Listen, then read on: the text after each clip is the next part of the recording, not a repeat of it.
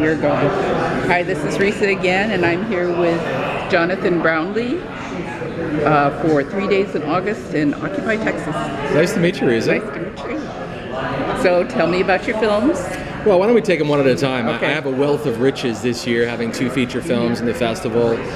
Occupy Texas, which I produce with these amazing partners. Gene Gallerano, who's a local Dallas boy, and Booker T. Washington kid. I call him a kid because these are all kids compared to me. He wrote an amazing script. And Jeff Barry came in and directed this thing, and it did an amazing job. So it was really kind of they've been talking about these 2 guys because first of all, they're gorgeous and they're talented, and they're well educated. They got the whole package. So I'm kind of the Steven Spielberg, if you will, behind the Ben Affleck and Matt Damon kind of thing. That's what people have been talking about this. Maybe I'm just saying Steven Spielberg because that's what I think. So anyway, Occupy Texas is we call it a coming of age story for an adult. It kind of, if you think about an Uncle Buck meets Little Miss Sunshine type of a story, and it's about a kid who's from Dallas, golden child, is going to be wealthy and a great lawyer like his parents, and he gives it up and walks into the Occupy Wall Street movement in Zuccotti Park and disappears. Fast forward 7 years later, his uncle Nolan finds him living under a door stoop, vagrant, to tell him that his parents have been killed in a car crash in Dallas and he has to come home. So he comes home and also finds out that his parents have left him everything, including the guardianship of his 2 younger sisters. So he has to decide whether he's going to grow up and be a family person and take on his responsibilities, or whether he's going to go back to his other life. And we really have an amazing cast. So Lorelei Linkletter's follow-up to Boyhood. So this will be her first feature after that. Perry Gilpin, who plays an amazing character, Aunt Uma, also a Dallasite, but has never come back, to work. Obviously, great series like Frasier and those types of things. And Janine Turner, who's absolutely fabulous in this film too. And then some great young actors. Mary Elvire, we call her Cappy. So we just call her Cappy Elvire. It's her first film, and we have a really great rounded out cast. And Gene plays the lead character, and is really, really quite wonderful in the film. That's great. So how did the story come about? So Gene wrote the script. When they brought it to me, it was a fully fleshed out story, which doesn't always happen. Gene really wanted to write a story about family and about the challenges of living in different worlds. And he also plays the main character. He also is the star of the film and plays the main character, so it's very close to him. Very good. And what about the other movie, 3 Days in August? So 3 Days in August is a very interesting project. Very good friend of mine, Shannon Kincaid, came to me with an idea for a film that was inspired by her true story, and entrusted me to sort of take it from there. So it's very difficult to make independent films in the best of circumstances. So I really wanted to try to build not only a great artistic product, but a great business product as well. So I came to the Dallas International Film Festival and I talked to Lee and James and I said, I'd really like to do a screenwriting competition. I know you guys haven't had a chance to do one. Could we do this in partnership with you? And they were really open to it. Great. So a guy named David Kiger came in and he wrote the check so we could do the competition. Got wonderful screenplays, 200 from 26 countries around the world, and then ultimately chose one that was written by 2 local guys, Chad Berry and David Langlanay. And of course, they had to write it very quickly, so we had 90 great pages, and then we sat down and worked on the script. At the same time, I was also working the business angle, so I called up my friends at Studio Movie Grill, and I said, you're always great supporters of independent film. Would you be willing to give us a guaranteed theatrical release? Never ask, you don't know the answer. They're like, sure.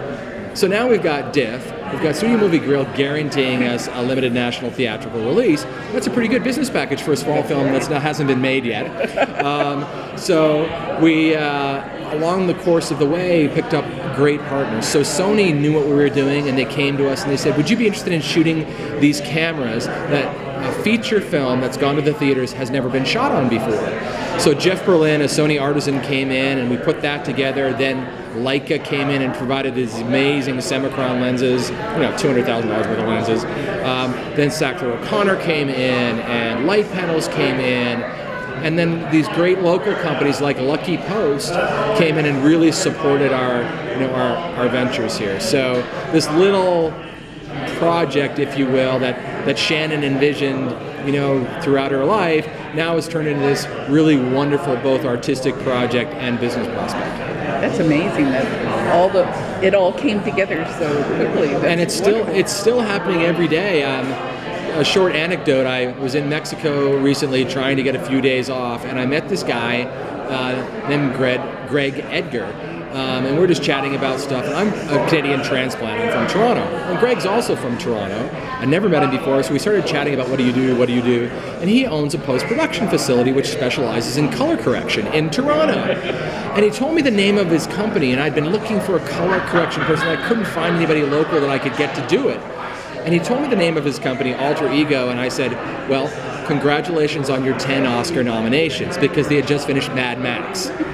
So my wife is standing there, and she goes, Greg, he's looking for someone to color his film. And Greg likes, we'll do it. I'm like, okay, well, let's just slow down here. Okay, first of all, that's very, very nice. And you guys do amazing work. We could never afford you. I mean, our whole budget is probably what it costs to. No, we just like to support the project. So literally, my director of photography, Bongani Malamba, is in Toronto right now, picking up the color-corrected files to bring down here. So next week, we'll finish up at Lucky Post. We're mixing with Johnny Marshall right now to get our final mix, and we'll lay this all back just in time for the festival, a one-year turnaround. Oh my goodness. It's pretty crazy. So the film is still being... Film is still in process. Oh my It goodness. is. It is. I mean, we set a really difficult and challenging goal for ourselves, not even having a script when we started. But again, Shannon Kincaid and her family just were so behind this, and they were like, we trust you, let's go do this. So what is the film about? So the film is really dealing with issues of adoption. Again, inspired by some true events. An Irish-American Texas painter has always wanted to paint a portrait of her entire family, and she's adopted. So she's always wanted to include both her birth family and her adopted family. So they don't exactly get along. So unbeknownst to either side, she rents a ranch in Mineral Wells, Texas, and invites them both out for a weekend. So they're forced to cohabitate under the same roof, and obviously family situations being what they are, they learn a lot about each other. So who's starring in it? So I'm so lucky with my cast. This isn't sort of a young person's cast, if you will. I mean, there's only one, maybe two characters under 40. The rest are, parents and grandparents. So I've always had a wish list of these people I want to work with. And three of those actors were Barry Bostwick, Mariette Hartley, and Meg Foster. So, as a director, you put out your wish list, and we sent the scripts out to them. And they really connected with the materials. I went out, I had coffee with them, and they jumped on board. So there I had my, the core elements of my cast. Cal Bartlett came in, and Cal's been in over 100 features and television shows, all the way back to Paint Your Wagon and The Virginians. So I have this amazing veteran cast that knows more about filmmaking than I'll ever know. And then we really had a great new talent, a guy named Colton Tapp. But ultimately the linchpin of this was the Shannon character. And I auditioned in LA, I auditioned in New York, and I auditioned here in Dallas. And this amazing actress named Molly Milligan came in and read for me. And I was like, wow. Like, there it was just handed to me on a plate. So we've been really fortunate to be able to use some local talent. There's another story about a guy named Edward James Hyland who plays the husband of the birth mother. And Ed and I haven't worked together in over 20 years. We used to do Shakespeare together in New York when we were first starting, and I knew he was perfect for this role, so I called him up and I said, you have to come do this film for me. He goes, okay. That's kind of the way it worked out. That's amazing. Yeah, it's a pretty amazing story. That sounds like fun. I'm sure there'll be more stories to come. Yes. Sorry, the film, do you know when it's playing on the premiere? Yeah, so the premiere is here at the Dallas International Film Festival. It's Tuesday, April the 19th at 7:30. We're the featured film that evening, and then the film commission and others are throwing a great party for us afterwards. It also plays the next day during the day, so I hope everyone has a chance to come out and see it. It's another film made in Texas by Texans, and it's a wonderful piece. And how about Occupy Texas? When is that playing? So Occupy Texas is playing. It's the featured film for the first Friday night at 7:30, which is fabulous, and then it's also playing the day after on Saturday. So come out and see that one too. Oh yeah, we'll be there. Great, I will be too. That's it. Will any of the stars come out for it? We're still working on talent coming in, but Janine Turner will definitely be here. We're still working on some of the other talent. Gene Gallerano will be here. Jeff Berry, the director, will be here. All our local cast will be here. So we'll have some people to walk the red carpet. That's great. I'd love to take pictures. Cast of 3 days in August. Many of them will be here. So Barry Bostwick is confirmed. He will be here. We're still working on a few of the other talent. Molly Milligan, of course, will be here. All our local talent will be here, and we'll have a very good time enjoying the fruits of our labor. That sounds great. I'm really enthusiastic about this. I have them written on my schedule already. Wonderful. Me too. So what other projects do you got going right now? I'm currently directing a documentary, I have these horrible locations to travel to. I was in the Bahamas last week. I have to go to Cuba in May, Miami, Barbados. It's a very... That sounds so awful. I know, it's a very rough gig, but I'd always been looking for a documentary to shoot in. So working on that. I also have another feature film that we're developing that's a Texas film that I'd like to shoot in the fall or in the spring. A little bit of a bigger project, but it's kind of a passion project of mine. So, and then we've, because I have these two films coming out now, it obviously presents a lot of opportunities. So, I'm getting lots of nice inquiries and scripts sent my way, and I think like 3 days in August, where Shannon came to me and that project kind of chose me. Sometimes that's the way it happens.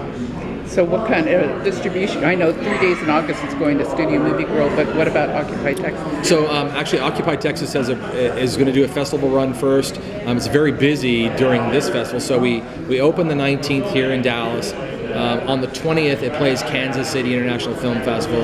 Then on the Thursday it opens the Myrtle Beach International Film Festival. So you're going to be flying around. We do, and I have 2 films out. Jeff Berry has 2 films in rotation. Gene Gallerano has 2 films. He also has this amazing documentary that's playing Tribeca that week. So, it's a pretty exciting time for all 3 of us. That's great. It is. Well, I hope it does well. Thank you very much. Wonderful. Thanks for your time. Nice to meet you. Thank you.